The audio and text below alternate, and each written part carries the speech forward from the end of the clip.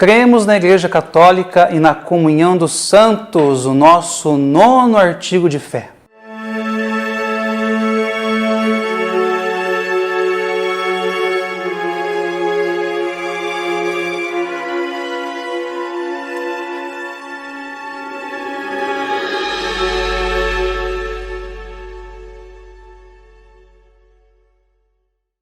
Olá, salve Maria, sejam todos bem-vindos ao programa Nossa Igreja Católica. Eu sou Mário Boldrini e quero te convidar a conhecer melhor a nossa fé, algumas informações e muita curiosidade sobre a Igreja de Cristo.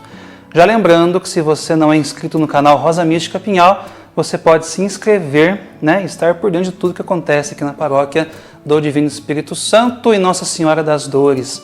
Também temos o nosso WhatsApp, que é o 3651 3046, e a nossa página no Facebook. Você pode acompanhar também toda a programação por lá, tá? Fique atento, sempre acompanhe e ative as notificações do canal, tá? Dito isso, então, vamos para o nosso tema de hoje. Iremos falar hoje sobre o 9º artigo de fé, que é creio na Igreja e também creio na comunhão dos santos.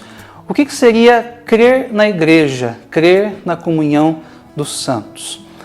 A Igreja, como eu já havia dito no programa anterior, a Igreja é a instituição divina. Foi o próprio Cristo que instituiu a Igreja Católica para nós e ela hoje segue firme e forte por moção do Espírito Santo. O Espírito Santo anima, constrói e sustenta a Igreja Católica.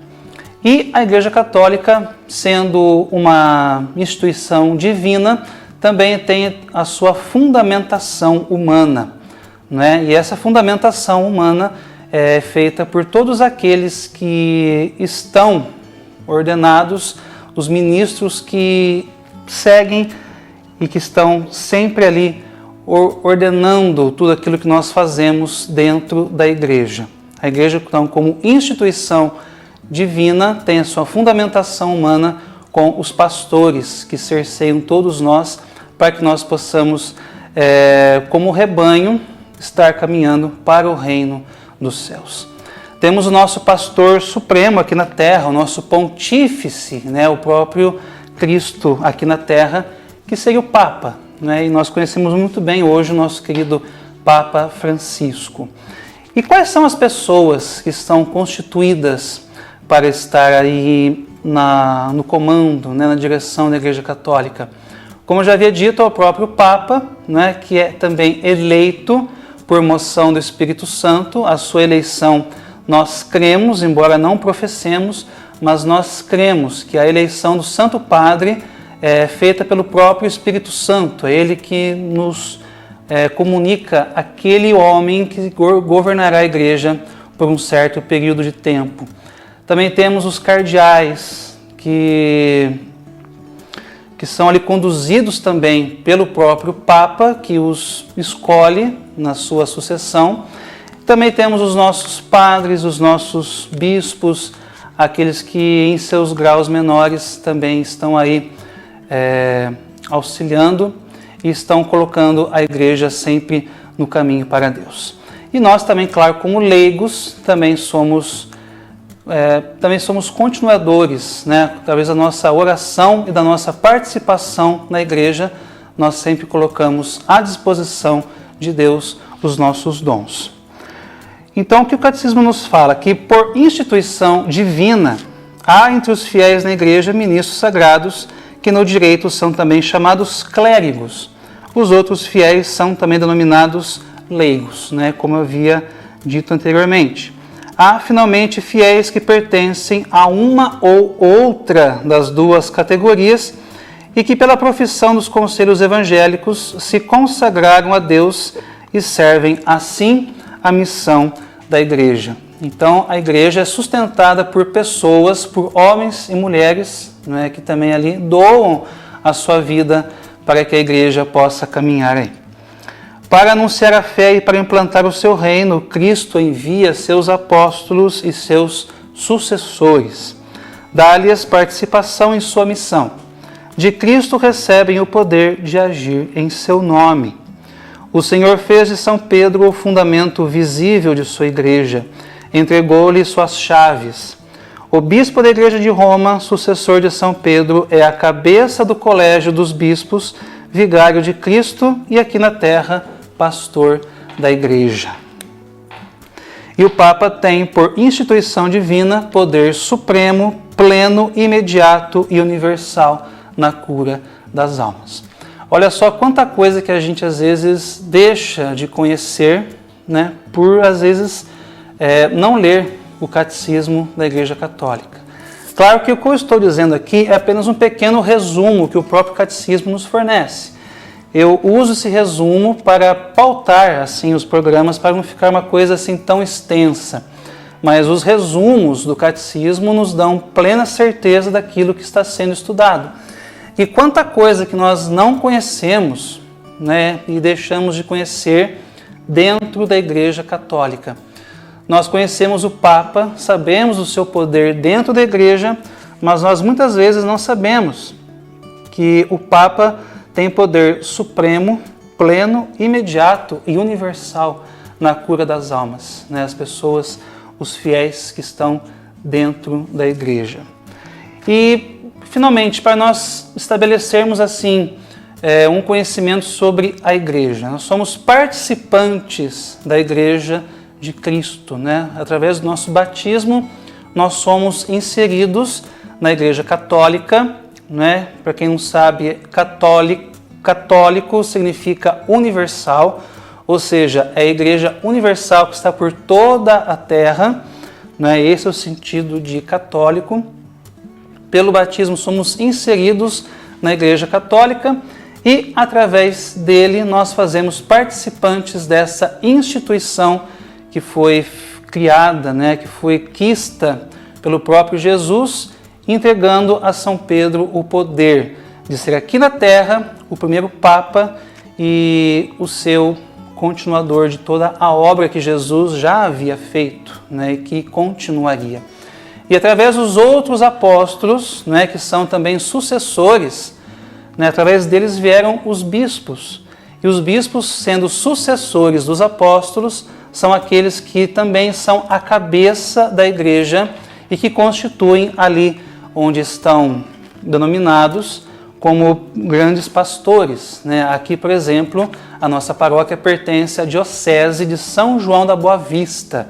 E cada diocese tem o seu bispo. No nosso caso, é o nosso querido Dom Emídio Vilar, né? Que é o nosso atual bispo da Diocese de São João da Boa Vista. E que alegria quando nós participamos de uma missa em que o próprio bispo a celebra, né? Porque temos a certeza que o nosso Pai está próximo, que o nosso Pai está perto de nós. Que alegria quando podemos ver que o bispo está presente, porque o próprio sucessor dos apóstolos está ali em nosso meio. Então, somos participantes da igreja e nós entendemos que a igreja também, além de ser uma igreja universal, né, sendo católica, também é uma igreja particular dentro de cada um de nós, porque nós fazemos parte dessa igreja e nós levamos em nosso coração tudo aquilo que nós participamos. Levamos, por exemplo, a Eucaristia, que é o sacramento maior dentro da igreja. Quando nós comungamos a cada Santa Missa, temos certeza que ali está o próprio Cristo em corpo e sangue, alma e divindade. E que essa mesma hóstia, né, é o próprio Cristo que se faz alimento para nós. E se faz alimento pela transubstanciação que foi ali feita pelas mãos de um sacerdote ou do próprio bispo, vamos assim dizer, né? E que essa autoridade do Padre poder ter, pelo Espírito Santo, transformar o pão em corpo, foi dado pelo poder da igreja. Então, tudo que nós vivenciamos hoje, cada momento da liturgia, cada coisa que nós fazemos dentro da igreja e somos dentro da igreja, é claro que ali tem a moção do Espírito Santo e somos participantes de toda essa graça que o próprio Cristo nos deixou. A Igreja Católica, ela também é apostólica e romana, né? Apostólica porque como eu já disse, veio pela sucessão dos apóstolos e é romana porque estabelece-se em Roma, na Itália, onde se encontra a Basílica de São Pedro, onde está o Papa, que é a sede da Igreja Católica. Então, para nós, assim, bem resumidamente, porque falando de igreja é um capítulo muito extenso dentro do catecismo, então só para a gente poder, assim, estar melhor inserido, saber que nós somos igreja e que nós cremos na igreja, cremos em tudo aquilo que a igreja nos diz, que a igreja fala para nós, através do Santo Padre, o Papa Francisco, ou talvez de todos os outros santos padres que a igreja já teve, não é?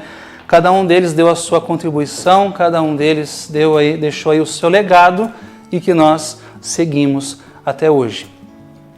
E crendo na igreja, nós também cremos que o Papa ele tem a sua autoridade e também pode fundamentar-se em tudo aquilo que ele diz, porque tudo que o Papa fala é na certeza de que é o Espírito Santo que está nos falando.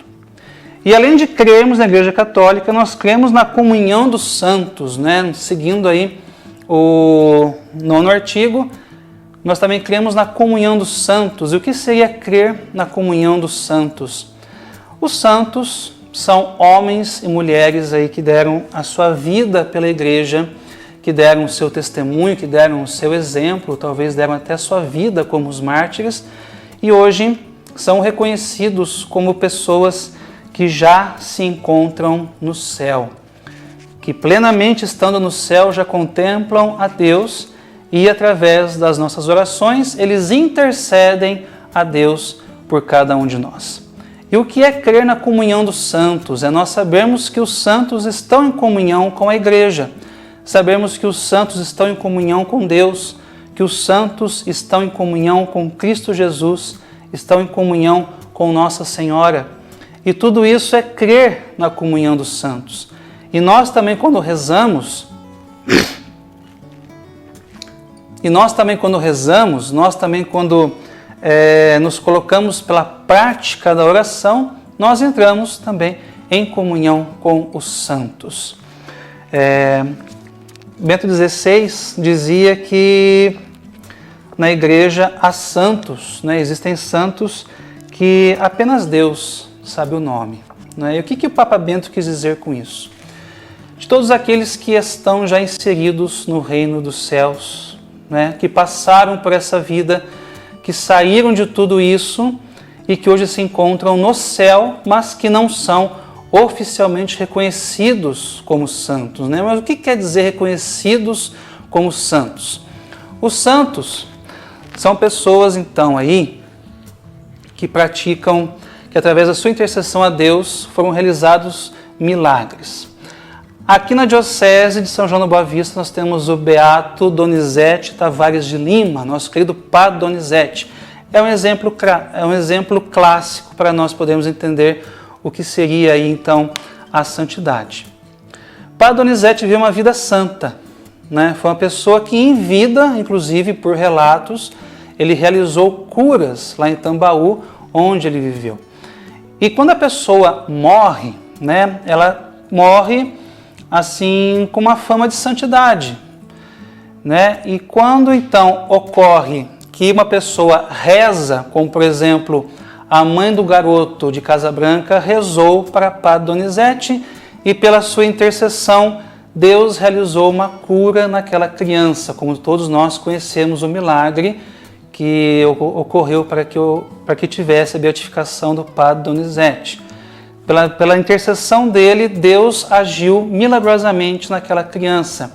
Então, por esse ato, a Igreja reconhece primeiramente que Padre Donizete está no céu, porque para que ocorra a intercessão de uma pessoa para Deus, é claro que tem que ter a certeza que a pessoa está no céu, do contrário, essa pessoa não poderia interceder a Deus. Então, quando ocorrer um segundo milagre, né, pela intercessão do Padre Donizete, ele será então proclamado santo, né? Ele será canonizado, ou seja, ele terá o seu nome inscrito no cânone da Igreja.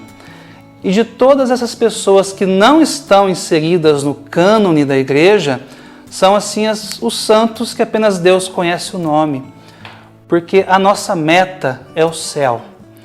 Estejamos nós santos, reconhecidos ou não, a nossa meta é nós estarmos no céu, né? Sempre nós nos encaminharmos para Deus nesse caminho que nós percorremos aqui na terra. E quando nós morremos, possivelmente passaremos pelo purgatório, e a certeza de que nós estamos no purgatório é a certeza de que nós iremos para o céu, né? Nós sairemos desse mundo, passaremos para o purgatório e iremos para o céu.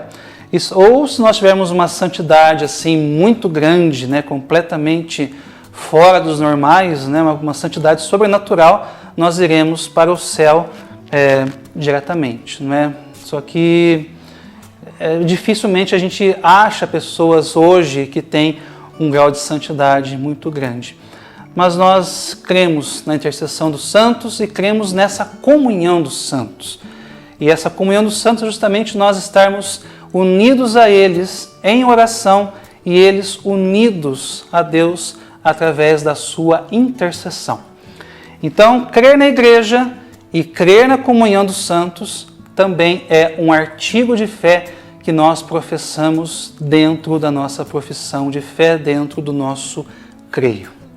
Ainda há 3 artigos, né, para nós meditarmos aí, para nós encerrarmos o nosso creio, né? Com certeza é uma alegria muito grande para nós podermos entender como que funciona a igreja, como que funciona toda essa questão que nós professamos, naquilo que nós acreditamos, aquilo que nós falamos para os outros. Olha, eu creio nisso, eu creio naquilo, e por que que eu creio?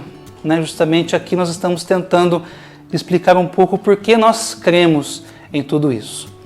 Então, a você que esteve conosco até agora, o meu muito obrigado pela sua presença, obrigado pela sua oração, obrigado pela sua audiência, e até o próximo Nossa Igreja Católica, se Deus quiser. Até lá, um forte abraço, Deus te abençoe.